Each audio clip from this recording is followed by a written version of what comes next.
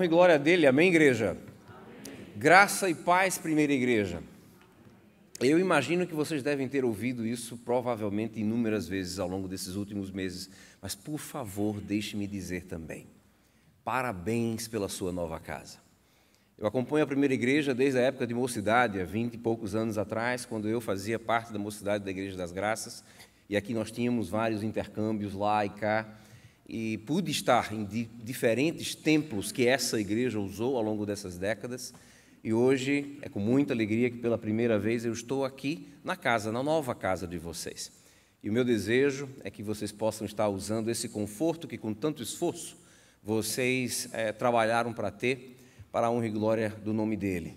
Vindo aqui toda semana para poder, diante do Senhor, aprender mais acerca da palavra, acerca do Deus Criador, para lá fora, poder estar representando esse Deus a quem adoramos aqui nesse templo. Amém? Queridos, sim, hoje nós temos o privilégio de trazer para vocês a palavra, a reflexão dessa noite. Mas eu gostaria, antes de fazer uma breve apresentação pessoal, familiar e ministerial. E queria fazer uso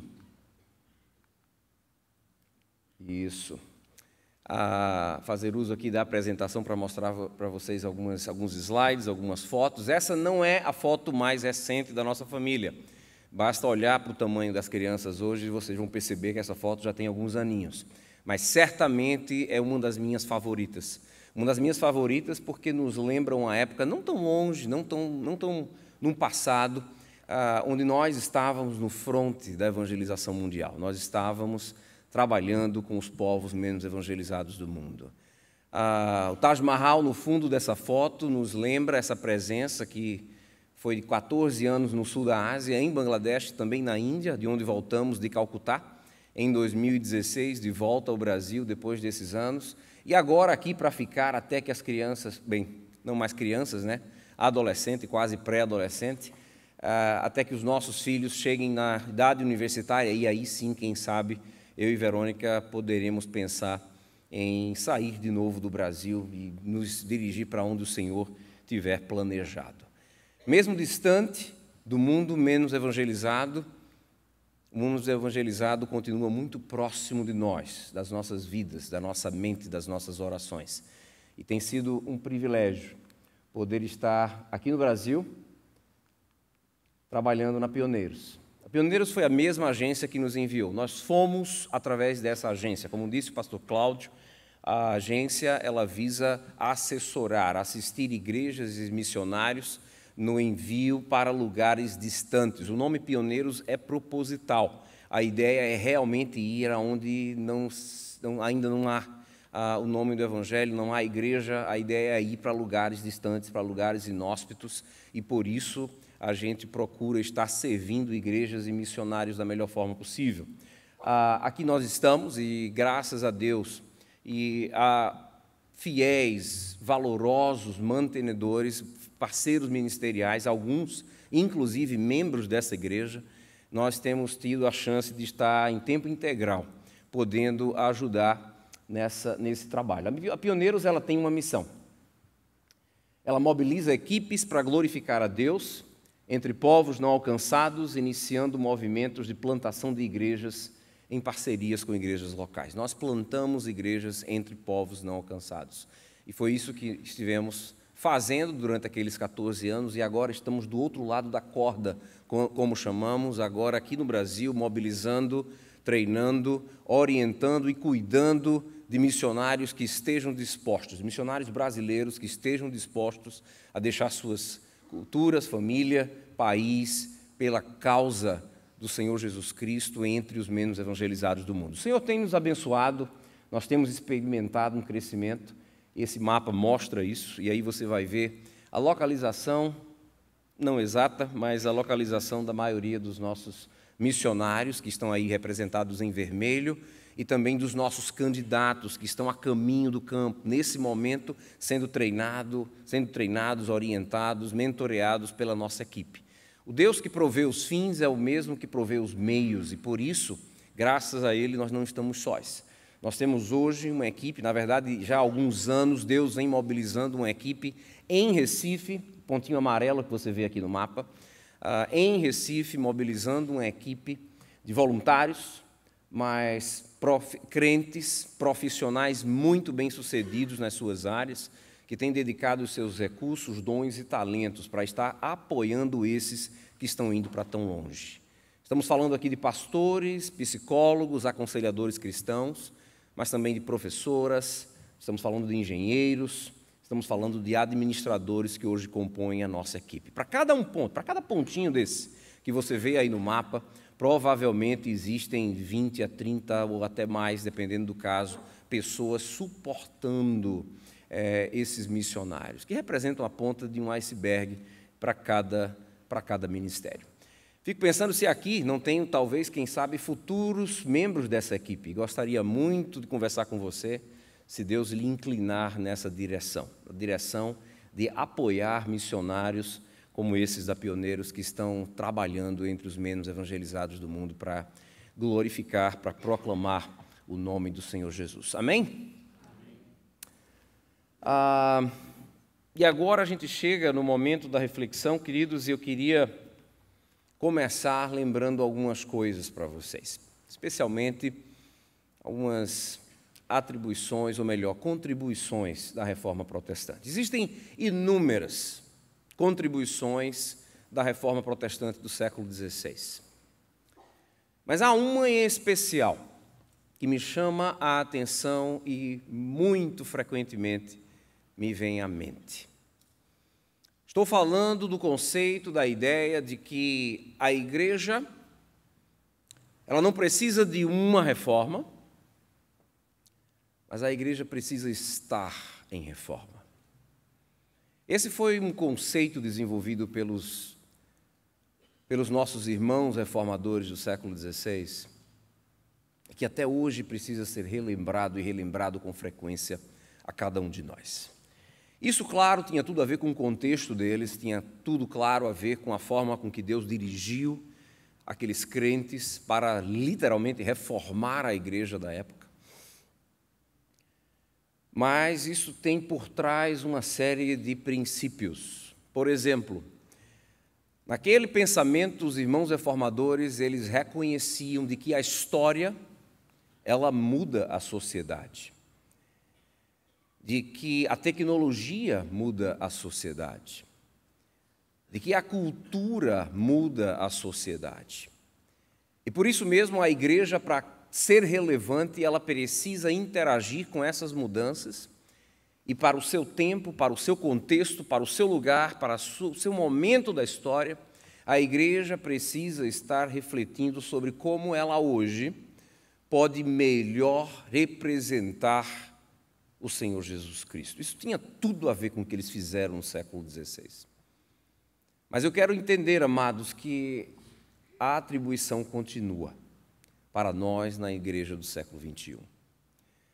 Acima de tudo, aquele conceito, aquela ideia, ela tinha a ver também com uma natureza pecaminosa, da qual não conseguimos nos livrar, com uma tendência a nos afastar de Deus, que vez por outra é preciso confrontar, é preciso testar, é preciso contrastar com a palavra de Deus.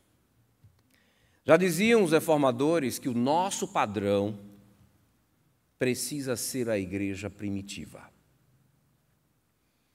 E eu quero encorajar vocês, queridos, não simplesmente a conhecer esse princípio, mas a viver, porque, acima de tudo, quando eles falavam de igreja, eles não pensavam numa instituição, eles não pensavam numa organização, eles pensavam em gente, eles pensavam em pessoas.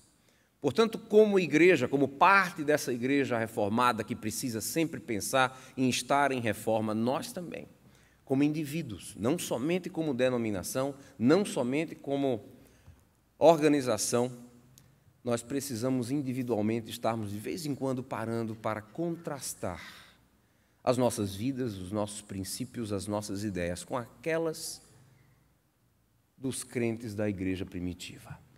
Aqueles que beberam diretamente da fonte, A igreja que foi fundada diretamente daqueles que foram ensinados testemunhas oculares do nosso Senhor Jesus. E por isso, nós entendemos que contém a expressão mais fiel daquilo, não somente que o Senhor Jesus tinha a ensinar, mas também e principalmente daquilo que o Senhor Jesus tinha a expressar em vida os seus ensinamentos e princípios. Hoje, eu gostaria de fazer isso com os irmãos.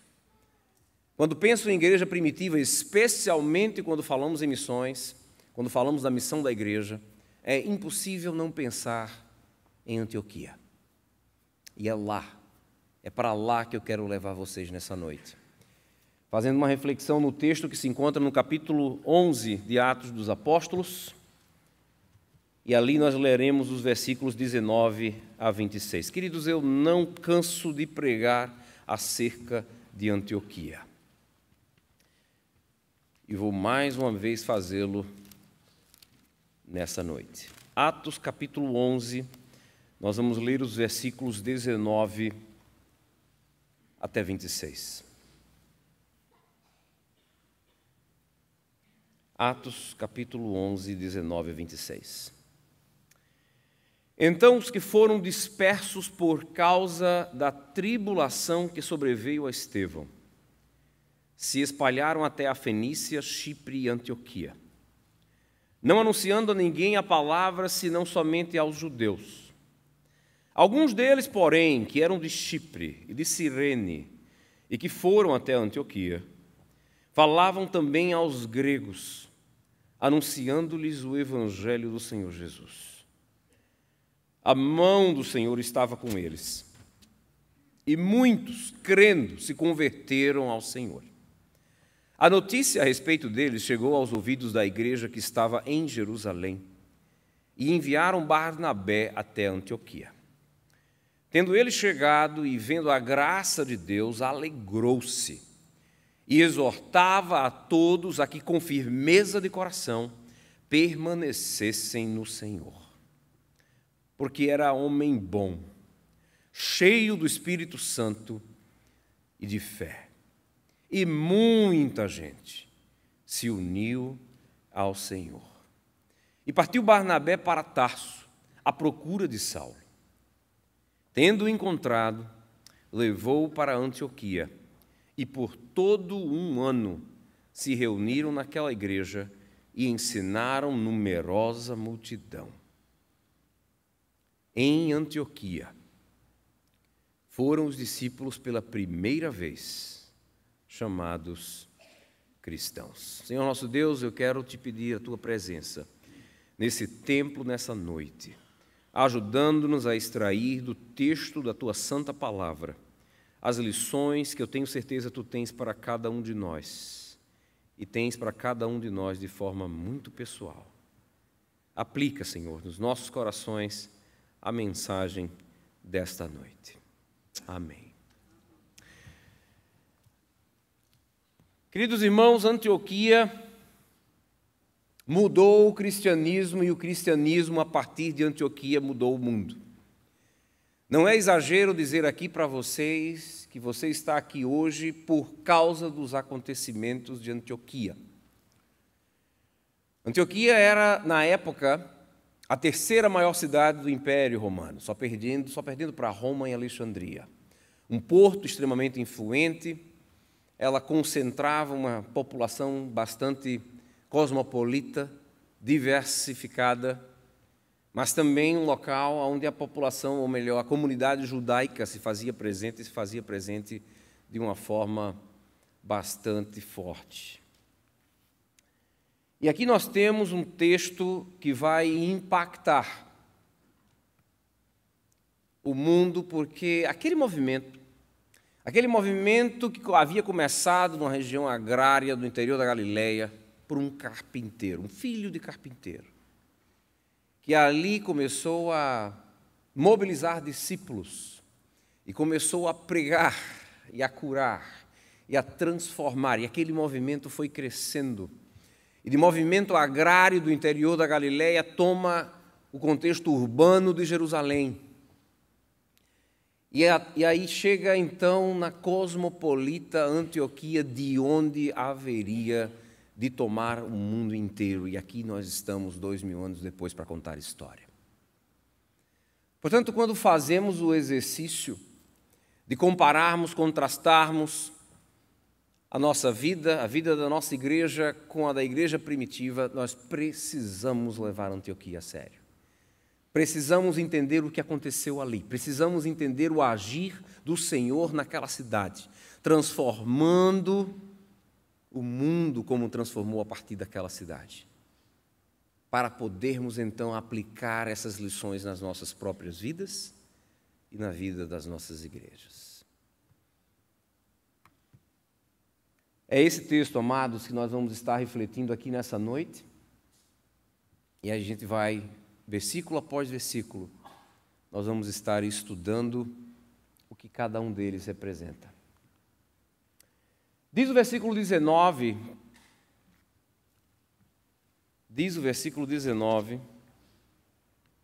que os que foram dispersos por causa da tribulação que sobreveio a Estevão se espalharam até a Fenícia, Chipre e Antioquia, não anunciando a ninguém a palavra, senão somente aos judeus. Vamos esclarecer aqui, que perseguição, do que se trata essa perseguição?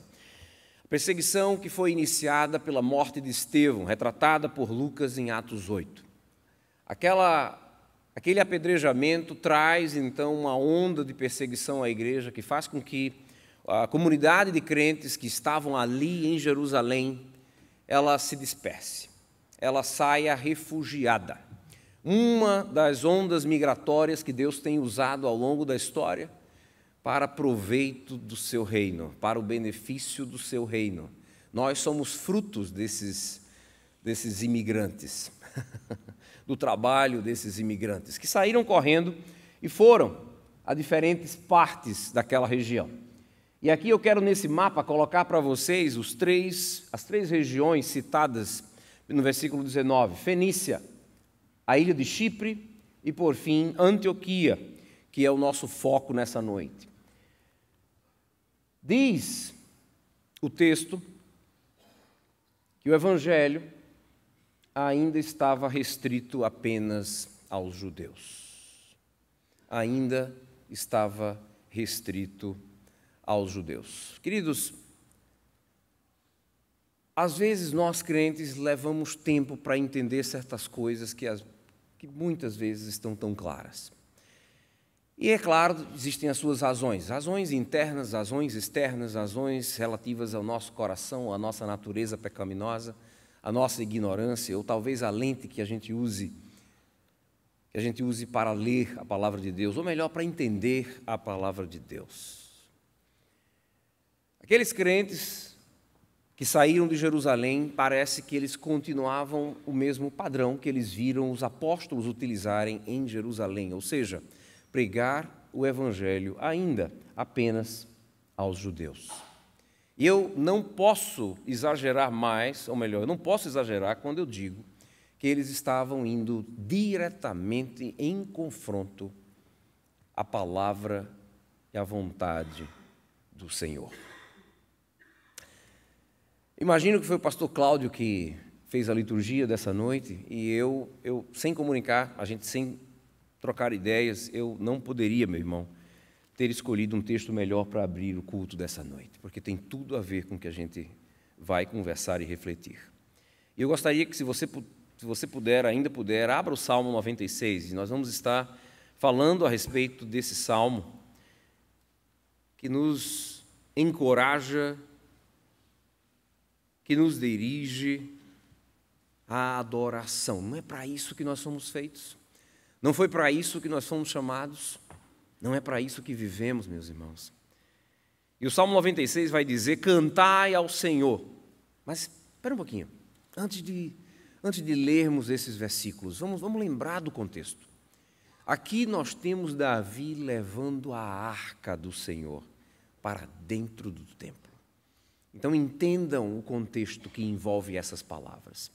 E aqui a congregação cantava: cantai ao Senhor um cântico novo, cantai ao Senhor todas as terras, cantai ao Senhor bendizei o seu nome, proclamai a sua salvação, dia após dia. Anunciai entre as nações a sua glória, e entre todos os povos as suas maravilhas, porque grande é o Senhor e muito digno de ser louvado, temível mais do que todos os deuses, porque todos os deuses dos povos não passam de ídolos. O Senhor, porém, fez os céus, glória e majestade estão diante dele, força e formosura no seu santuário. Amados irmãos, os discípulos do Senhor Jesus não entenderam algo muito importante.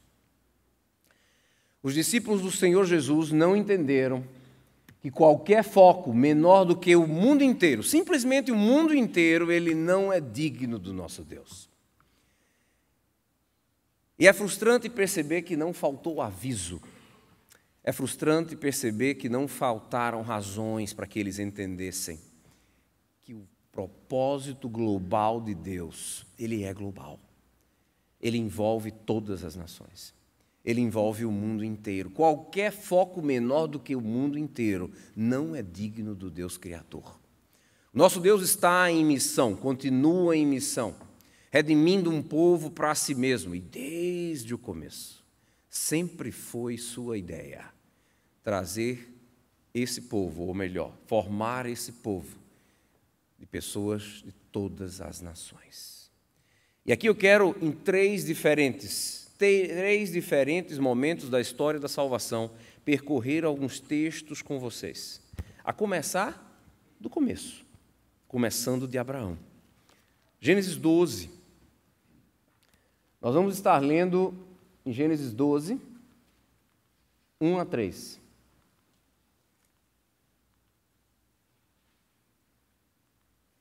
Gênesis 12, 1 a 3, nós vamos estar lendo acerca do chamado de Abraão e o propósito global de Deus, que ali na semente, já estava claro para quem quisesse entender. Diz o texto da palavra, e não feche, amados, nós vamos passear aí no livro de Gênesis, tá? Diz o texto: ora disse o Senhor a Abrão, sai da tua terra, da tua parentela e da casa de teu pai, vai para a terra que te mostrarei. De ti farei uma grande nação, e te abençoarei, te engrandecerei o nome, sê tu uma bênção. Abençoarei os que te abençoarem, e amaldiçoarei os que te amaldiçoarem. Em ti serão benditas todas as famílias da terra. Prestem atenção, todas as famílias da terra. E ele continua, o Deus Criador, ele continua se reportando a Abraão, reforçando a sua aliança, e aí nós podemos ver a Gênesis 18, nós podemos ver mais um momento onde Deus faz uma promessa a Abraão, e aqui na forma de uma pergunta retórica. Gênesis 18, em Gênesis 18, nós vamos ver Deus dizendo a Abraão, visto que Abraão certamente virá a ser uma grande e poderosa nação, e nele não serão benditas todas as nações da terra. Então, mais uma vez, preste atenção, todas as famílias da terra, todas as nações da terra, e aí ele continua, Gênesis 22, entenda, Abraão é o princípio da formação desse povo, que Deus continua ainda hoje arregimentando para o reino do Filho do seu amor. Essas são as nossas origens. Gênesis 22, 17 e 18, mais uma vez, Deus diz a Abraão, que deveras te abençoarei e certamente multiplicarei a tua descendência como as estrelas dos céus e como a areia da praia do mar, e a tua descendência possuirá a cidade dos seus inimigos. Nela serão benditas todas as nações da terra, porquanto obedeceste a minha voz. Mais uma vez, todas as nações da terra. Abraão teve que partir, mas Deus foi fiel e cumpriu as suas promessas. E aqui nós vamos ver mais um texto agora com Deus falando à descendência de Abraão. Gênesis 26, 4. Será que com a nova geração, será que o propósito do Deus eterno muda? Vamos ver, 26, 4 diz, multiplicarei. Agora é Deus se dirigindo a Isaque. multiplicarei a tua descendência como as estrelas dos céus e lhe darei todas estas terras. Na tua descendência serão abençoadas. Imaginem o quê? Todas as nações da terra, mais uma vez. E por fim, amados, lá em Gênesis 28, 14, nós vamos ver agora Deus se dirigindo ao neto de Abraão, dirige-se a Jacó. E aí, no versículo 14 do capítulo 28, nós vamos ver a seguinte palavra: a tua descendência será como o pó da terra, estender-te-ás para o ocidente, para o oriente, para o norte e para o sul. Em ti e na tua descendência serão abençoadas todas as famílias da terra. 1, 2, 3, 4, 5 vezes apenas em Gênesis, o Senhor Deus Criador, Ele fala a respeito do seu propósito global. Ano passado eu tive a honra de traduzir para o Don Richardson aqui na primeira igreja, ainda no antigo templo, e aprendi muito com aquele irmão. E uma das coisas que eu aprendi é que o judeu, e até hoje isso é verdade, o judeu olha para a repetição como algo que mede a importância do comando, do mandato. Por exemplo, até hoje o judeu ele precisa comer uma comida específica, preparada para a sua religião, que faz questão de separar, e aí eu estou falando também até do preparo, separar laticínio de carne. Chama-se kosher. Quando você vai viajar, quando você vai para o exterior, você vai perceber isso muito claramente, a opção para aquele tipo de comida. E todo esse esforço, imaginem vocês, ter que ter geladeiras diferentes para laticínios e para carnes, todo esse esforço é porque 2 vezes existe na lei de Moisés a indicação de que aquilo não poderia, aquilo não deveria acontecer. Então, se por 2 vezes se faz todo esse esforço, o que deveria se fazer por 5 vezes? 5 vezes o propósito global de Deus é explicitado, mas não fica por aí. É verdade, nós temos o livro de Salmos, e eu aqui, acredite em mim, aqui eu poderia estar passando por todo o Velho Testamento, mostrando a você como em cada livro Deus expressa esse seu propósito global. Mas eu vou dar um pulo no futuro e vou até o nosso Senhor Jesus, tá joia? E aí nós vamos ver que o propósito global de Deus, ele continua também na vida de Cristo, e ele é expresso, claro, na grande comissão. Vamos abrir, amados? Vamos abrir Mateus 28, 18 e 19. O Senhor Jesus não poderia ser mais direto, não é verdade? Ele não poderia ser mais direto. Mateus 28, 18 a 19 a gente pode ler, e aqui a gente vai entender, mas Mateus 28, 19, a gente encontra o Senhor Jesus dirigindo os seus discípulos: ide, portanto, fazei discípulos de todas as nações, batizando-os em nome do Pai e do Filho e do Espírito Santo. O Senhor Jesus continua alinhado com o propósito global de Deus. Lucas, em Atos, capítulo 1, ele vai registrar de uma forma diferente. Vamos abrir lá? Atos 1:8, nós vamos ler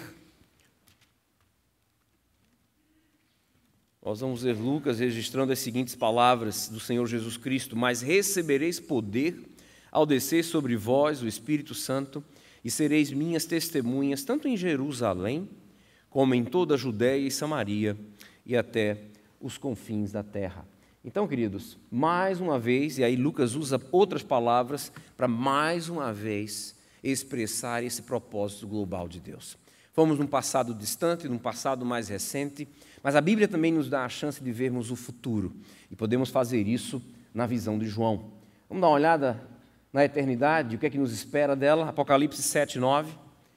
Leiam, por favor, o que se encontra nesse livro que registra a visão do apóstolo João, é aquilo que nos espera um dia, numa eternidade diante do Cordeiro. E João registra em Apocalipse 7, 9, que depois destas coisas vi, e eis grande multidão, que ninguém podia enumerar, de todas as nações, tribos, povos e línguas, em pé diante do trono e diante do Cordeiro, vestido de vestiduras brancas, com palmas nas mãos. Não é só no passado, amados. Não é só no passado de uma história inteira de revelação que nós percebemos esse propósito global de Deus. É também para onde nós estamos indo. É para onde está o nosso destino, destino de uma eternidade diante do Cordeiro. O propósito de Deus é alcançar todas as nações, é usar a sua igreja para que o seu nome seja glorificado, de forma que de todas as tribos, línguas, povos e nações possam estar adoradores do Senhor Jesus. Os discípulos, por incrível que pareça, não entenderam aquilo. Houve, no mínimo, dificuldades de se entender. Todas as nações, tribos, povos e línguas. Por quê? Porque qualquer foco menor do que o mundo inteiro não é digno de Deus. Ralph Winter, um dos missiólogos mais conhecidos do século passado, ele costuma dizer que a maior barreira para a evangelização, ela não é geográfica, ela é cultural. E é interessante que quando a gente olha na história, quando a gente olha também até no nosso mundo contemporâneo, a gente percebe que ele tinha toda a razão. Naquela época, na época de Antioquia, isso também era verdade. Havia uma barreira que impedia que o evangelho ultrapassasse a barreira cultural. Havia uma bolha que confinava as boas novas do Senhor Jesus à esfera judaica. Graças a Deus, Ele é também o Deus da história. Mesmo que para isso Ele tenha que fazer uso de diferentes ferramentas, mesmo que para isso Ele tenha que trocar de ferramentas, Ele estoura as bolhas, Ele quebra as barreiras. E foi o que Ele fez em Antioquia. Diz o versículo 20. O versículo 20 diz que alguns deles, porém, aqueles imigrantes que vieram fugidos de Jerusalém, alguns deles, porém, que eram de Chipre e de Cirene, uma cidade no norte da Líbia. Interessante, não? E que foram até Antioquia, falavam também aos gregos, anunciando-lhes o evangelho do Senhor Jesus. Crentes ordinários, crentes cujos nomes sequer sabemos, foram usados por Deus para estourar a bolha que confinava o evangelho dentro da esfera judaica. Chegou o evangelho até a língua grega, a língua franca daquela época, fazendo com que as boas novas do Senhor Jesus pudessem ser pregadas em diversas línguas, em diversos locais, em diversos contextos. Fala-se muito da reforma do século XVI, mas entenda, isso é uma reforma. De vez em quando, Deus tem que agir na história da igreja, como agiu também na história de Israel, para chacoalhar as nossas bases, para incomodar-nos de forma a sair da nossa zona de conforto.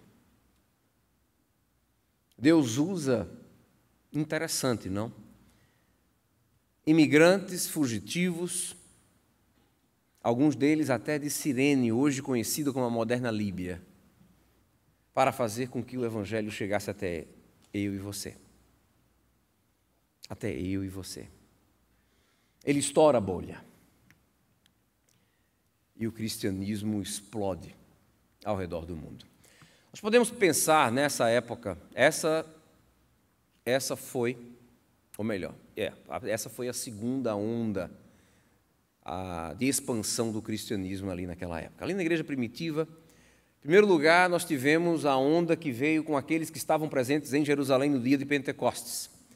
Aqueles que, de uma forma sobrenatural, miraculosa, eles ouviram o evangelho. Nós entendemos, claro, que ali de Jerusalém eles voltaram para suas respectivas cidades, contextos, e puderam então falar da grande notícia que eles haviam recebido. Aquela foi a primeira onda.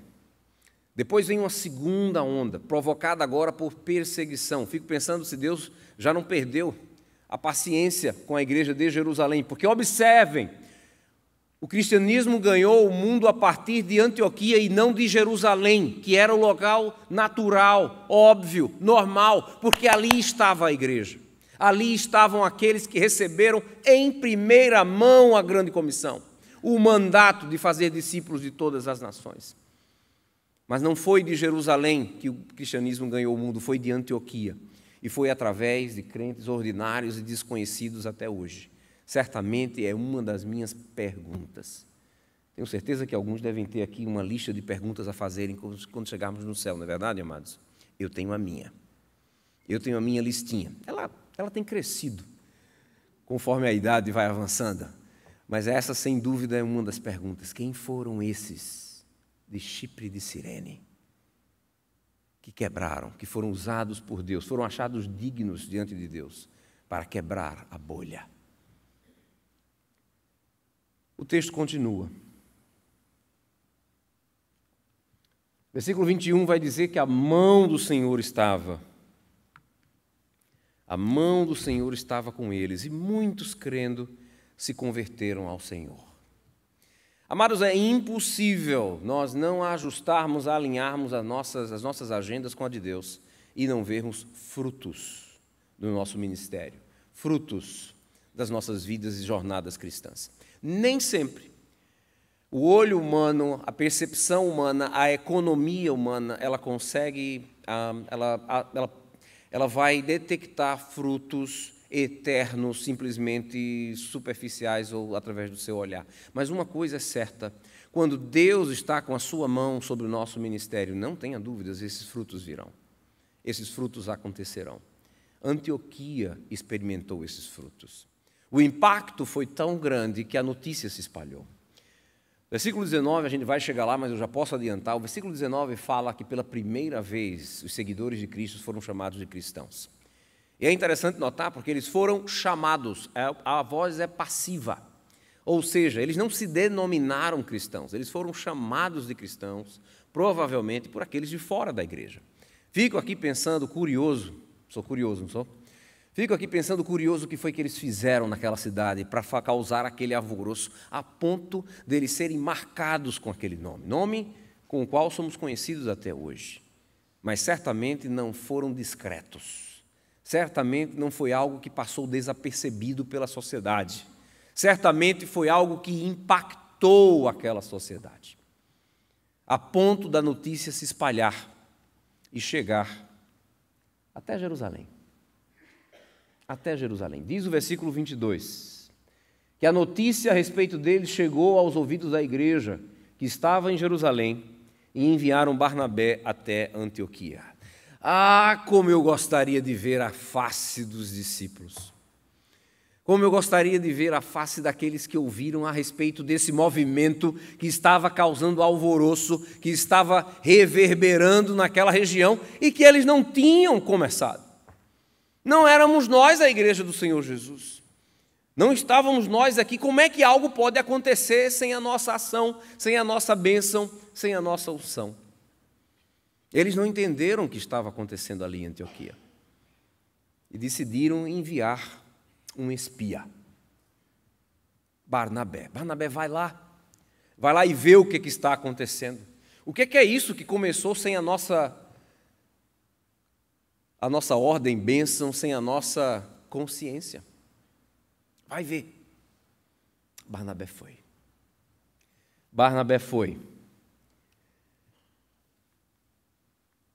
E a gente lê que, tendo ele chegado e vendo a graça de Deus, alegrou-se e exortava a todos a que com firmeza de coração permanecessem no Senhor, porque era homem bom, cheio do Espírito Santo e de fé. E muita gente se uniu ao Senhor. E partiu Barnabé para Tarso, à procura de Saulo. Queridos, algumas coisas me chamam a atenção aqui. Em primeiro lugar, esse homem que era cheio do Espírito Santo, um homem cheio de fé, mesmo ele não fez uso, ele mesmo tendo sido enviado pela igreja de Jerusalém, ele em nenhum momento faz uso da sua autoridade para tentar controlar aquele movimento que tinha sido iniciado pelo Espírito de Deus. Em nenhum momento ele se apresenta usando, como é que a gente diz aqui no Brasil, dando uma carteirada, não é isso? Em nenhum momento ele chega nessa cidade dando uma carteirada e dizendo: olha, eu sou o enviado da igreja. Eu fui enviado pela igreja de Jerusalém. Muito pelo contrário, ele chega lá e como um aprendiz, como observador, ele olha e gosta do que vê. Ele gosta do que vê. Qual é a direção de Barnabé? Ora, continuem buscando a Deus. Permaneçam no Senhor. É só o que ele diz. Mas ele deve ter percebido outras coisas também. Por exemplo, ele deve ter percebido a necessidade de ensino. Ele percebeu aquilo. A gente sabe disso através dos versículos que vêm em seguida. Mas ainda há algo que me chama nesse texto, que me chama a atenção, que não faz sentido. Humanamente falando, não faz sentido. O que é que não faz sentido? Ora, está escuro, eu sei. Deixa eu ver se eu melhoro aqui. Melhorei. Aqui está Jerusalém. Aqui está Antioquia. Barnabé é enviado do sul para o norte como espia. Qual é a função do espia? Observar e reportar. Concordam comigo? Barnabé vai até o norte, chega a Antioquia, gosta do que vê. Então ele tinha o prato cheio para voltar até aqueles que o enviaram e dizer: olha, tem algo maravilhoso ali acontecendo. As notícias eram boas, não eram ruins, eram boas. Mas Barnabé, de Antioquia, Barnabé não volta para o sul. Barnabé vai mais para o norte. Barnabé vai em busca de Paulo. Curioso. Barnabé conhece Paulo quando Paulo vai visitar os apóstolos em Jerusalém. Atos capítulo 9. E diz a palavra de Deus que Paulo, chegando ali, louco para conhecer os discípulos, eu estaria também, ele recebe uma porta fechada. Os discípulos tinham medo daquele que até pouco tempo perseguia a igreja, daquele terrorista que até pouco tempo assassinava crentes. Os discípulos ficam com medo. E ali no capítulo 9, nós não vamos lá, mas observe, lendo o capítulo 9, a gente percebe que é Barnabé que mais uma vez intermedia. É Barnabé que recomenda Paulo aos apóstolos e só assim os apóstolos abrem as portas e ali eles conhecem o apóstolo Paulo. Paulo não era de ficar calado, não é verdade? E ali ainda no apóstolo 9 a gente percebe que exatamente por causa da sua boca, que bocona, ele sofre perseguição. E ele tem que literalmente sair fugido de Jerusalém, de volta para Tarso, onde Barnabé vai então buscá-lo. Barnabé deve ter visto algo ou algumas características em Paulo que fez com que ele entendesse que Paulo era a pessoa certa para aquele momento da história da igreja. Paulo era a pessoa certa para aquilo que estava acontecendo em Antioquia. Eu desconfio de algumas dessas características, de algumas dessas situações. Desconfio porque nós sabemos, quando a gente estuda o livro de Atos, nós sabemos que o movimento de Antioquia continuaria a crescer não sem oposição, e oposição dentro da própria igreja. Atos capítulo 15 vai tratar exatamente dessa grande contenda. O primeiro concílio da igreja. O primeiro concílio da igreja se reúne para tratar algo que não era teológico, ou melhor, era teológico, mas de uma conotação cultural absurda. E Paulo foi o grande advogado dos gentios. Eu fico pensando que Barnabé deve ter visto em Paulo exatamente o que aquela igreja precisava para poder, pelo menos por um ano, antes de voltar para Jerusalém, ser forte o suficiente para encarar a resistência que estava para vir. Barnabé foi usado por Deus para introduzir nada mais, nada menos do que o segundo grande nome do cristianismo, logo em seguida ao Senhor Jesus Cristo. Graças a essa atitude de Barnabé, hoje nós somos abençoados com as cartas paulinas, sem as quais, nós perderíamos muito, não perderíamos? E por fim, para encerrar, diz o versículo 26. Vamos ter paciência aí? Está chegando? Joia. tendo encontrado, levou-o para Antioquia e por todo um ano se reuniram naquela igreja e ensinaram numerosa multidão. Em Antioquia foram os discípulos pela primeira vez chamados cristãos. Amados irmãos, aqui está a nossa fonte. É daqui de nós, gentios, é daqui que começa aquela oração sacerdotal do Senhor Jesus, João 17, que ela começa a ser expressada quando o Senhor Jesus ora, não só por aqueles discípulos que estavam diante deles, mas também por todos aqueles que haveriam de vir em diferentes lugares, em diferentes momentos da história. Esse texto da palavra de Deus nos mostra que não foi fácil chegarmos aqui.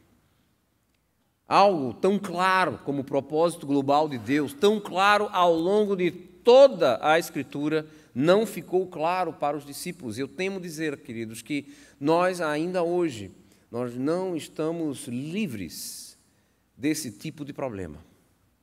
Ainda hoje aquelas bolhas existem. Ainda hoje a igreja, infelizmente, acaba confinada, chame do que for, zona de conforto, bias cultural, chame do que for. Mas hoje, ainda hoje, nós temos barreiras, nós temos bolhas detendo a igreja do Senhor Jesus, impedindo a igreja do Senhor Jesus de explorar todo o seu potencial, levando o nome do Cordeiro até as etnias que ainda hoje precisam. Queridos, que possamos estar seguindo a tradição reformada, estar de vez em quando parando para refletir e contrastar, individualmente, congregacionalmente, a respeito dessas diferenças entre nós hoje da igreja primitiva. Fazendo isso, eu espero que nós possamos não cair nas armadilhas que até os apóstolos caíram, de estarem, de alguma forma, sem entender algo tão crucial. Quero crer que, assim fazendo, nós poderemos ser bons mordomos desse Senhor, que saiu desse mundo, mas um dia ele volta, como Senhor, deixando o seu espírito, mas ele volta ainda como juiz. E estaremos diante dele para poder apresentar os frutos daquilo que fizemos, com os recursos, com os dons e talentos. Eu não tenho dúvidas que a igreja brasileira tem um enorme potencial a ser explorado, que a igreja brasileira pode fazer muito para que todas essas etnias que ainda hoje não conhecem o Senhor Jesus possam ouvir falar dele. E será um privilégio, queridos, para todos nós, sermos usados por Deus como Deus usou a igreja de Antioquia. E até ordinários, anônimos crentes em Antioquia, que ousaram a obedecer à vontade de Deus. Que isso seja verdade para cada um de nós como indivíduos e também como igreja. Amém, amados?